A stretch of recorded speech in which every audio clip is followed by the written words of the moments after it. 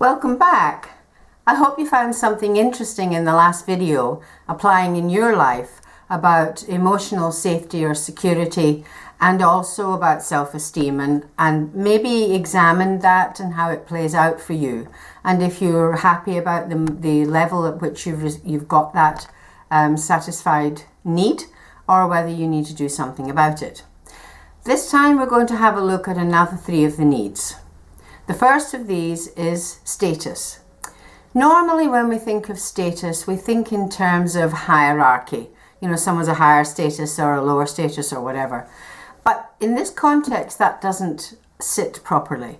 What this is really about is the extent to which you are perceived and feel as though you are valued in a given group of people, either in a family or a group of friends or a club or a church, that there's a recognition that you have a place and what you bring to it is valued and appreciated and acknowledged, and that you have some sense of that value. You might not know what they think you bring to it, but you have that sense of being valued and appreciated.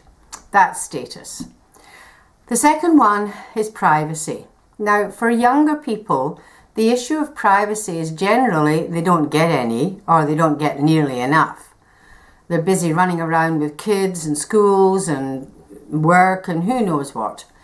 But the problem from our end of life is that we often can have too much. And that dangerously leads to isolation. And so it's very important to recognize that we need a certain amount of privacy to consolidate what's going on in our lives, to spend time thinking about where we're at in our lives, what matters to us, what we appreciate, what we value, and so forth, or what we're troubled by even. And so we need a certain amount of time of privacy, but we don't need too much, because then we are, as I said, we end up running the risk of being isolated. And so getting that balance right for you is really, really important. Clearly, if you realize that you're having too much time on your own, it's important that you take a step in one direction or another to try and fill that gap. And I'll talk about that a little later as well. The third thing is autonomy. We all need to have a sense of our own agency, our own ability to make decisions, to call the shots for ourselves. And one of the biggest issues that you start to see with older people is if there is a need for them to go into care, the risk is that all of their autonomy, all of their ability to make their own decisions is stripped away from them completely. So it's really, really important that they retain at least something about which they can call the shots entirely on their own terms. So assuming we're not going down that track, we do need to pay attention to the fact that it's still important for us to be able to call the shots in our lives to some degree, at least. Clearly, if you're calling the shots on everything, that's running into another issue again. But that level of autonomy, that level of being, to have your agency in your own terms is really, really important as well.